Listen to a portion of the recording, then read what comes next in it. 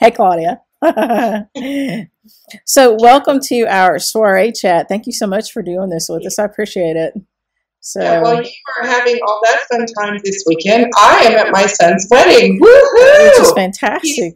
never been married before. He's 38. He found the perfect woman for him. They are perfect for each other.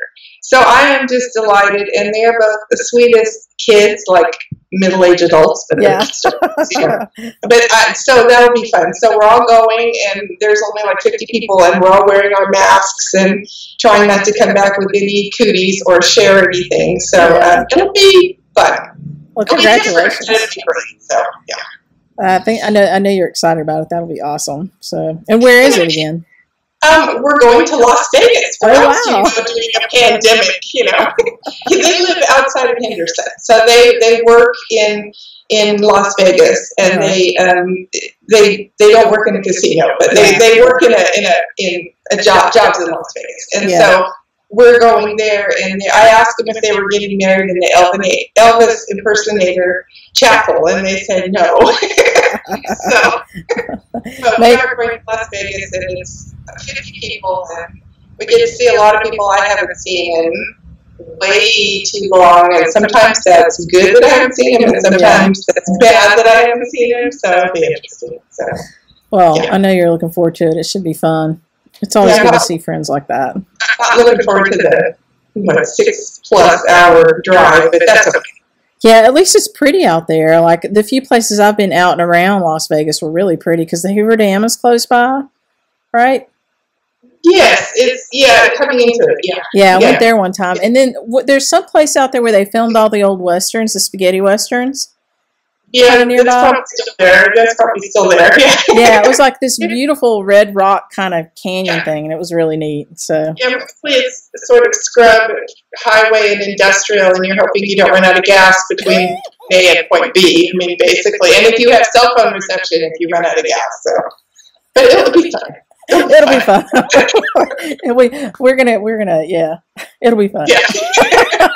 At least we get out of the house. That's right. Oh, you guys are there this weekend. You got out of the house. Yay! Don't bring any cooties. Don't share any cooties. But at least you got out of the house. So, yeah, that's true. Sort of. Yeah.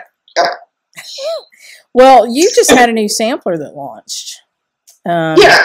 Well, I have to show you this. Okay. I mean, all of you that were there in October, you got this in your class packet. So those of you that were in the class I did at Kim's in October, you had this.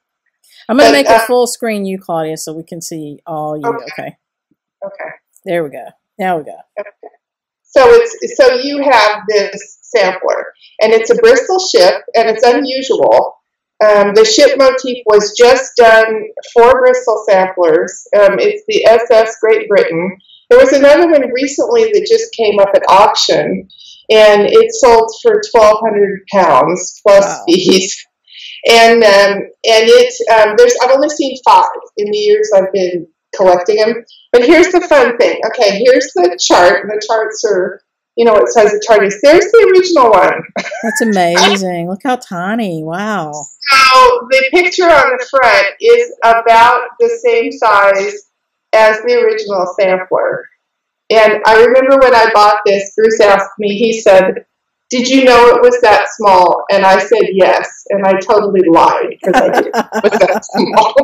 But anyway, that's now out. And Kim has charts, and you can get them from me, and Kim will have more charts. So, and I put them in these little sleevey things for those of you that are purists, because I take these with me, and they're so small, and that way you can, without a pandemic, you can pet them and look at them and get I've always thought that was really nice, because then you can see the back of it too. You can really get it's nice the way you do that. Well, I love to be able to see. We learn by seeing things, and I love to be able to see them. And short of that, we don't always need to touch them, but we can slobber on the outside of the sleeves, so that's good. Yeah. It's fun, because you can hear me talk a long time, but I know people actually want to see the antique. So, I know. Well, I know how to get in the door. I know you're a wealth of knowledge, too, so it's always good to hear your talks. I mean, gosh, when you came here, we maxed out literally at like 80 people upstairs. It was crazy. Yeah. And I still turned people away. It was amazing. So that surprised me too. You were frozen, my dear. Am I? Can you see me now? No, you're not. Okay. There you go. Move. Yeah, Just move a little. still. There you go. Keep limber. Yeah, no, I was surprised too. So yeah. And we've been working on that. I'm going to a retreat with Susan Greening Davis, so I'm doing that in Indiana in the first part of October, so that'll be fun. I'm actually, all my stuff is ready to go for that, except for my PowerPoint, and I keep adding and changing and putting, I move stuff around. Every time I do it, I do it slightly differently, so I have to fix that, so I figured I'd do that after the wedding, and then we're good. What's your topic up there? I'm not sure. I'm going to talk about Bristol samplers. So I know Susan is talking about, I think she's always doing sampler things, so I think we're going to complement, because what I've got for that is I'm going to do my Bristol lecture, which is what I love to do. Yeah. And then I've got some patterns that I've got a little handout that goes in that class packet. Here comes the cat. That are patterns for some of the samplers. So I think she's talking a little bit about school samplers, and I think my pattern thing that's in, she doesn't know it's in my packet. So I think it's gonna dovetail really nice. Good. So, that's great. Well, I'm going to be there for that, so I'm looking forward to that. You can tell us if it works or not. Okay, here's the cat. Oh, here's the key. I'm going to go full screen again so we can get the whole cat. What a beautiful. Paya is a 14-year-old Manx. Whenever I'm on Zoom or Skype or anything on the phone, she's right here. She can be there into the house, and she's in. So she has to have her close up and her cuddles, and then she'll go lay right on my desk. Beautiful girl. Show us her tail or lack thereof. Oh, she's gone. She has no tail. And it was like a little bunny rabbit tail. Yeah, they're called a rumpy. There's I didn't know anything about Manx till we got her. They're a rumpy and a riser rumpy and a stubby. Huh. Okay. She's a rumpy or a riser rumpy. I don't know. She's just really sweet, and she's 14, and she's happy. She looks healthy. Yeah, she and her roommate Elsie's a black and white mix. They were a little worse for wear when we got them. Their person was sick and had major things. The person is still living but couldn't take care of them. So they went to the vet, and we got her rehydrated and better. And Elsie, we found out the black and white was a diabetic. So she's on insulin now twice a day, and I give her shots and stuff. So we've had them for 6 months, and they look much better than they did. Oh, that's great. So, and it's somebody's fault. I mean, those things happen, but I'm glad we could take them. And our other cats really like the 2 new ones, which is really good. Because all you do to cat people, if you have to bring another cat in, there could be all sorts of interesting behavior that happens. And the only thing they do is if you give them too much catnip, they all lick each other's heads. So that's awesome. Bruce was very like, no, we don't want any more cats. And I said, I promised if something happened to her, I'd take her kitties. Yeah. She's still here, but she couldn't take them. So, and we're all just sort of amazed that they get along great. It's been good. So that's it. And how many of you, now you'll know who you are out there, how many of you spend at least 15 to 30 minutes a day doing cat feeding and cat, doing the accoutrements that come with kitties? I'm not even talking about scooping the cat box. I'm just talking about trying to get them to eat. Or listening to them scream for food. Like my cat is neurotic right now about food. I don't know why. He can have food in his bowl, and he still will scream at me to give him food. Yeah, and if they like it this week, they won't like it next week. Oh, I know. So I don't know what that is. I don't know. Strange. They're strange. They keep us humble, I think. I like kitties. I mean, they choose you. If they don't like you, they're not going to choose you. Oh, that's true. So, I figure if I'm doing good, I did well. Yeah. If they don't like me, I did well. Yeah. So. What else do you have back there behind you? I have a whole bunch of samplers behind me. I don't know if you can see, but oh yeah, wow, you do. Yeah, this is my little corner. I don't know what you can see back here. Can you see this one? Yeah, we can see them both. All. Okay. Yeah. These are both perforated paper samplers. They're big. They are big. The paper came in big sheets, like 16 by 21, 22 sheets in 1880s and a little earlier. So those are paper samplers. Yes, they are in a sleevey staple to the wall. Don't crucify me. It's okay. They're safe. And these are paper. That's a motto. That's paper. I have my own little corner here. I looked at pictures of a couple of other houses I owned, and wherever I'm at, I have this little sampler nest. So I just start the samplers, and I keep building up the wall. Very cool. We are doing a perforated paper website, so that's going to launch in November. Excellent.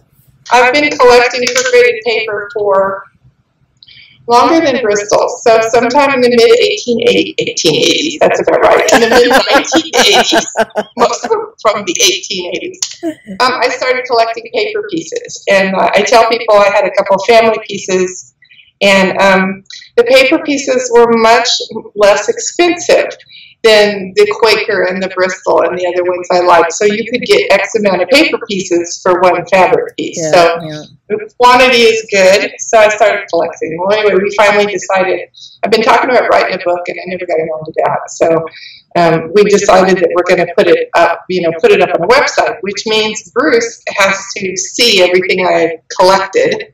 Yeah. And photograph it.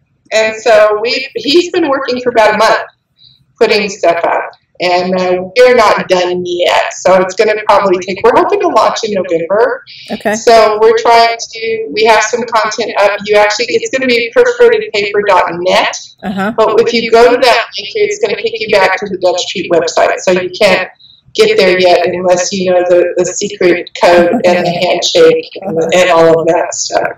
But it's going to be fun because you can, if you're interested in paper, Bruce was making me look at it yesterday because I've had my head in the Bristol bucket trying to get ready to go to Susan's retreat.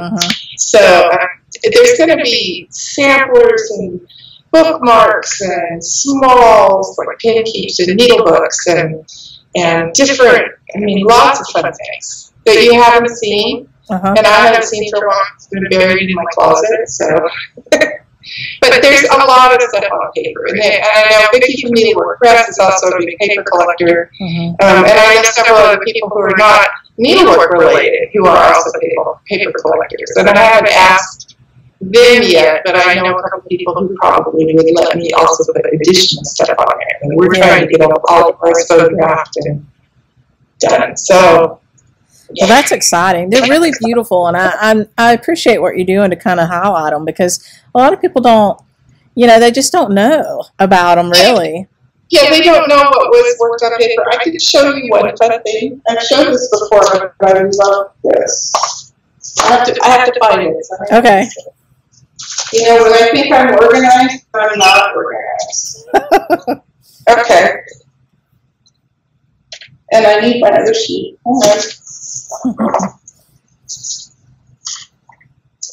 This is called live TV here. Here we go. Okay. So this, oh wow, you're going to see a glare. Let's see if I can put you where you're not too glary. Wow, that's beautiful. I've never seen anything like that. This is called lacework, and what they did is they cut away the paper to make this pattern. Think about how meticulous that had to be. That is amazing. Yeah, think about what you do if you make a mistake. Right. Wow. And this is a morning piece, and it's, I'll tell you a little bit about it because I was able to find her. I'm trying to get you where you can see. Can you see that without too much glare? Yeah, it's pretty good. Yeah. So I'm just going to pan down so you can see. All that black behind there is material. So the back of the piece, I put it in this. It was in a frame that fell apart, which happens. I had another frame fall apart on me this last couple of days. She was Elizabeth Jones, and her middle name was Soley, her maiden name, and she was born in 1848. And she married a John Jones. She was 22 and he was 23. And in 1871, they had a daughter, Elizabeth Jane. In 1872, Elizabeth Jane died. In 1873, Elizabeth, the mom, died, and likely in childbirth of Rhoda Ann. Oh. And Rhoda Ann was baptized in August of 1873, and then in January of 1874, the daughter died. Rhoda Ann died. So mom and the two daughters died. And we haven't, you know, John Jones is not a name that's going to give you a lot of kids. Yeah. When you, but likely one of the grandmothers did this. Yeah. So they're not, none of all the paper samples are not all morning pieces. This one is just interesting because this is so tough to do. Yeah. And it's so tough to keep it without making it a goober. And just thinking about how they even did that, it's not like they had an X-Acto blade. No, they probably used a pin knife. They had to have some sort of a fine knife. But you're going to see some things like that. You're going to see the things you expect, and then hopefully some of the things you don't. So. That sample that's behind you on the wall on the bottom, has that one been charted? No, this has been charted. It could be. I like that one. It's got some kitty cats on it. I'm going to read this to you. Okay. So it said, God plants his flowers when he thinks time. He plucks at any age. Wherefore should young ones then repine when they're called of the stage. Into that palace I will look where Christ has gone before to pave the way unto his flock and keep an open door. He leads us then beyond the sky into a living spring. He wipes all sorrows from our eyes and tune our hearts to sing. This was a favorite hymn of my dear grandmother, and sewed for Mrs. Fletcher in memory of their friendship, their long friendship, in hopes we will all meet on a happier shore. Friends meet to part no more. Oh, wow. That is beautiful. And it's signed by Hastie, Hastie. Wow. March 7, 1866. I love Probably that. about 24 hole per inch paper, I think, 24, 23, somewhere in there. And this is another one. It's like a little, it has a lot of little bookmark motifs on it. Mm-hmm. And that was, when was this one? This one doesn't have a date. But 1862, the cat's back. How happy the child is who knows his sins forgiven. This earthly prize is not my place. I seek my place in heaven. A country far from mortal sight, yet, oh, by faith I see. This land of rest, the saints' delight, the heaven prepared for me. It's the big sorry. Oh, that's nice. This one has been charted. This one I'm just dinking around trying to get it to go. This one is Mary Frances Strong. I don't know if you can see her. Oh, yeah, I can see it. This one is New Jersey. Wow. And it's 1850. Cat's going to get my lap now. and it says, knowledge is power. Oh, that's cool. That. So in here is knowledge is power. Oh, I see. And you can see it's a little bit eaten away on the corners because it's done in wool. The black verse is done in cotton, the letters. And I love this. It's just a cool sample. So that one's been charted. So that one will get out as soon as I get something stitched. I know that feeling. Stitching is part of the. See if I can drop it on the floor. There we go. All right. So I have to show. I have another cat down here. Okay. Let's see the other one. So I have on my computer. And okay, Pie is now out of my lap because I'm not doing something now, so she's out of my lap. This is another, just for fun, because this is not something you normally see. Oh, wow. That's neat. That's not paper. That's a house. Wow. That's like a row house. That's pretty And neat. I have a couple of, I don't know, Bruce was asking what you call them. I guess you'd call them an architectural sampler. I don't know. But this was probably somebody stitched their house. But there's all sorts of fun things you can do. That's just different. Yeah. And that won't appeal to us. That's just different. And then there's another one. I just pulled out a couple. This one I love. This one is really folksy. Oh yeah, and it's going to be because there's stuff you can see me through it. Hello. You can see me too. But it's good. Anyway. So that's what we're working on. We keep adding more stuff to the Bristol website. We found another example, which is always good because when you give your opinion that yes, this is gospel, and you're going, I hope I'm right, you know. And another example of 2 samplers stitched by the same girl. So oh wow! I've got another one. That's pretty neat. So it's Anne Merritt. And I have the multicolor of Anne Merritt. Okay. See my little corner floral here. I don't have it, but here's the little multicolor of Anne Merritt. Can you hold it up a little bit? There you go. Oh gosh, that's pretty. So it's blue. It's stitched in blue. And there was one Anne Merritt in the homes during this time in about 1875. And there's another red sampler out there. That's really good right there. Yeah, if you hold it back a little bit, it won't have the glare on it. There you go. Well, that's it. There you go. There you go. Yeah. That's beautiful. So it's little. I mean, this is my hand, so you can see it's, it's not very big. Oh, I love it. But this one is, there's another sampler out there that was sold recently, and I don't know who the owner is. So, and it says Annie Merritt. Her real name was Merrett. Okay. And the other red sampler is signed Merritt. And there was only one Merritt in the homes during that time. So I think she misspelled her name.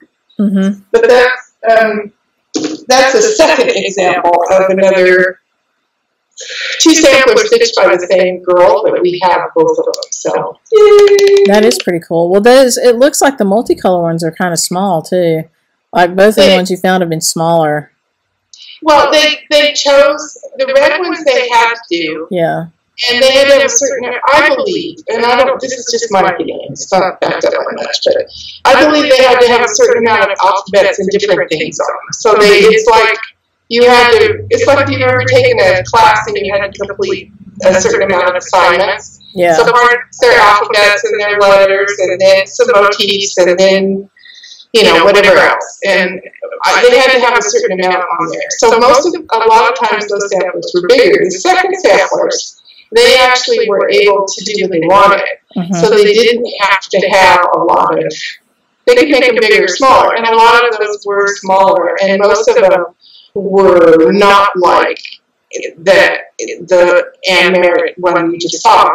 They were more spot samplers or different motifs or different types of stitching techniques too, because a lot of times you don't see alphabets on them, because if you had done as many alphabets as they have done on these samplers, you may never want to see them again. So yeah. Or you yeah, there's some of the red ones that just are just so full of alphabets. It's crazy.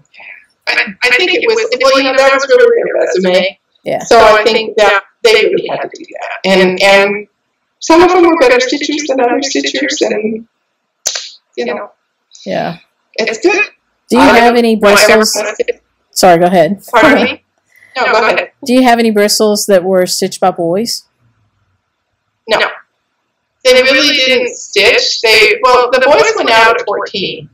So the boys went out early. They did teach them, the boys had to knit. So they did teach them, they taught boys and girls knitting. Mm-hmm. But they didn't, I've never seen anything needlework done by boys. Okay. That doesn't mean it doesn't exist. I doubt they did samplers, but they could have done some other elementary things. Yeah. But they were gone at 14 because they apprenticed them out to go get a job and to, to be part of the workforce. So, yeah. Cool. Well, tell us about the Bristol website. I mean, I know a lot of people know about it, but there's probably a lot of people on here that don't know about the Bristol website that you set up, which is amazing. Oh, yeah. It's bristolsamplers.com. It's really easy. We have, there's what I found, I finally made a list. So I made a list of all the ones I know of. Uh-huh. And there's about 114 which about 22 of them are multicolored, and the rest are red samplers. Wow. So the ones that are, it's a big difference between the multicolors are actually rarer in a way, but a lot of times people don't know what they are because they're different. But that's what I've seen. I'm sure there's more out there. I keep looking through old books. I keep looking to see what comes up at auction. BristolSamplers.com I did so that people could see what the variety was out there and what they look like and all of that. Sometimes it's as soon as you think you've got a pattern down, then you'll find something that breaks that pattern, but it gives you an overview. And there's more to put up. I'm a little slow about getting them up, so. And then you won't see all of them because I only put stuff up with permission, and if I know I don't grab something off the internet and throw it up there, there's a lot of pictures you can find. I do keep those pictures for my personal use, so I know what's out there, so I know what I'm seeing. But I don't put anything together unless I can track who owns it, and also have a picture that works. Because sometimes they just do not photograph well, so in real life they're wonderful to see with your eyes. They're not wonderful to see with your camera, and then to try and put them on a screen or in print is tough. So yeah, that's happened. Go ahead.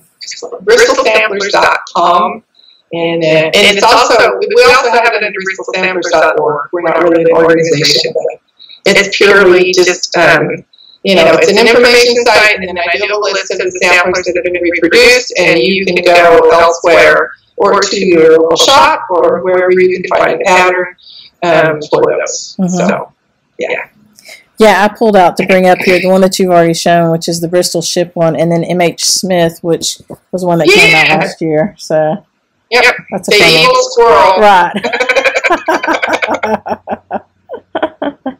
Yeah, so you stitched that one twice, didn't you? And I still like it. I mean, he's cute.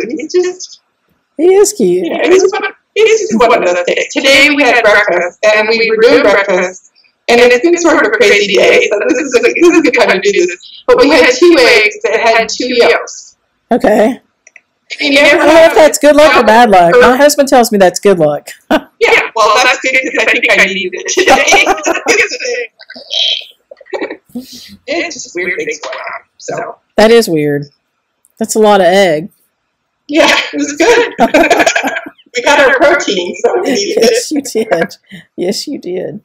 But very cool. Yeah, so that's what we're doing. We're doing perforated paper, and we're doing the Bristols, and I keep putting more up. There is a group on Facebook called Bristol Samplers. So if anybody's interested and you want to join, I do look at your profile. I see if you haven't posted anything since dirt and you have no picture, I usually don't let you in. So if you are sitting here listening to this and you want to join, answer the questions I give you and put in there, I saw the video through Kim. If you have no history, and I'll let you in. Yeah, have to put a picture up. Yeah. We have a closet here. We call it the motto closet. Our house was built. We have a room that was supposed to be a small bathroom, normal size bathroom, and it was never plumbed for bathroom because the people that lived here before, she used it for a walk-in closet. She had clothes. She had lots of clothes. So that's perfect. So we just put racks in there, and we have all the paper in there. Well, now I did bring over one that we have as a model in the shop that Allie stitched for us. This one, this Home Sweet Home. Home Sweet Home. In there. That's the one people love the most, I think, because it's the most familiar, and you can stitch it in any colors. I mean, and we, one of the things that you mentioned, both in your presentation and then on your website, somewhere I've seen you put it in print, was about the foil that people would put behind it.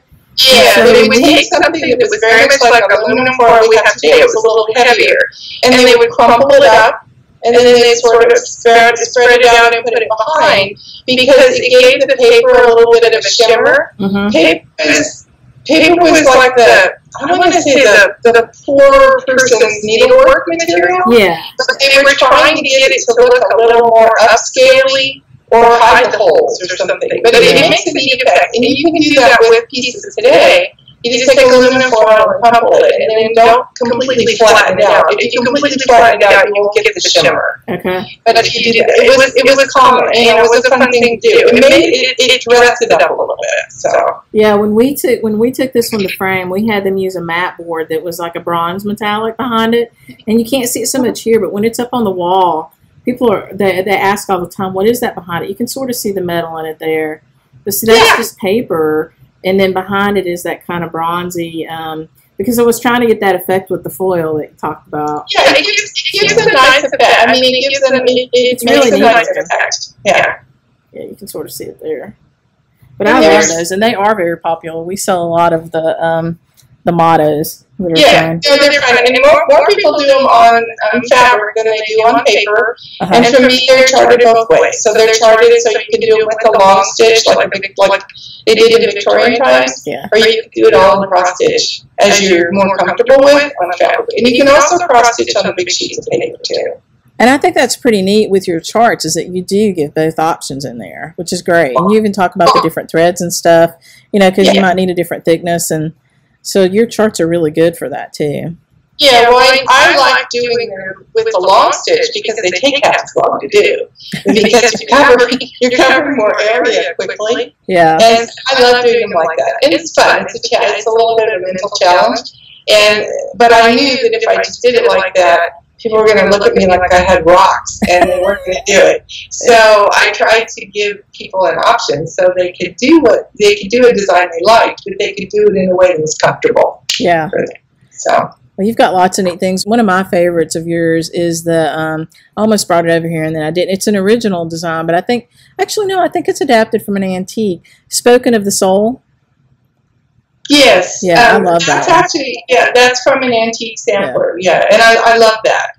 I like that one a lot too. But the grave too. is not the gold. Yeah, it's good. I actually have some things I actually stitched. Hanging by my front door, I have a little homage of things that I stitched from my front door. So, but no, I love that. I love, and the Master Weaver is good.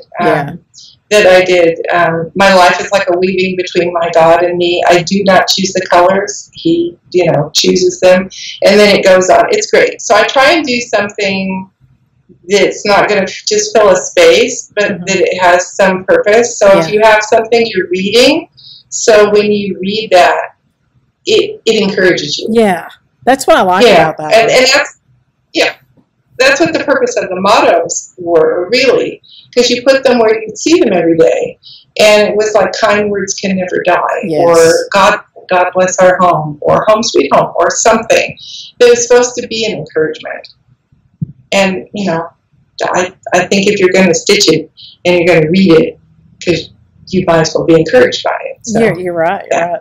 Well, I think that's true. Like even the morning sampler and the other one that you read, I mean, they all, to me, the perforated papers seem to have this underlying theme of kind of positivity and encouragement or solace to the soul, like for the morning sampler. And I think, we found one. I'll show you this one. I probably showed it to you when you were here. I'll read it first. It says, "The oceans wide between us roar, though distant be our lot. Though should I never see thee more, dear friend, forget me not." And I just found this one in a local antique shop. Yeah. And the cool thing about it, the kind of crummy looking frame on the inside was its original frame. And I kept that one and put it inside because on the back of it is the original inscription from one friend to another. And this one was 1849. And I feel like a lot of the perforated paper samplers, I mean, there were things, like you said, I've seen things that for stamps, to keep your stamps and just all kinds of neat little things. Yeah.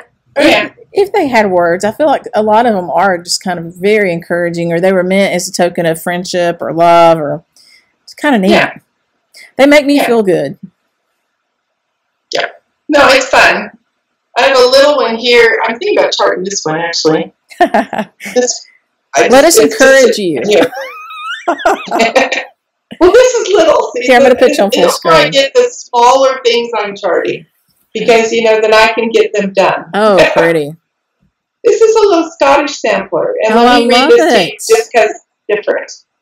It says, better to trust and be deceived 1,000 times by treacherous foes than one suspect the innocent, or let suspicion mar repose. This life is but a school time in which we learn to love the friends we see around us, the unseen God above. And this is 1875. And I love it's just a cute little thing. That. I hope you do chart that. I really love that. I actually have it charted. Good.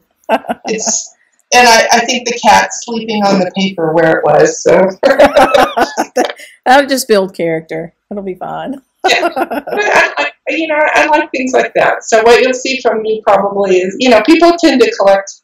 They buy things they like. Yeah. So if they like red house samplers, they buy red house samplers. If they like things with critters, they buy critter samplers. Yeah. I tend to like things that say something. Yeah. Or there's a story behind it. So it's like the morning sampler is a sad story, but somebody left a beautiful tribute.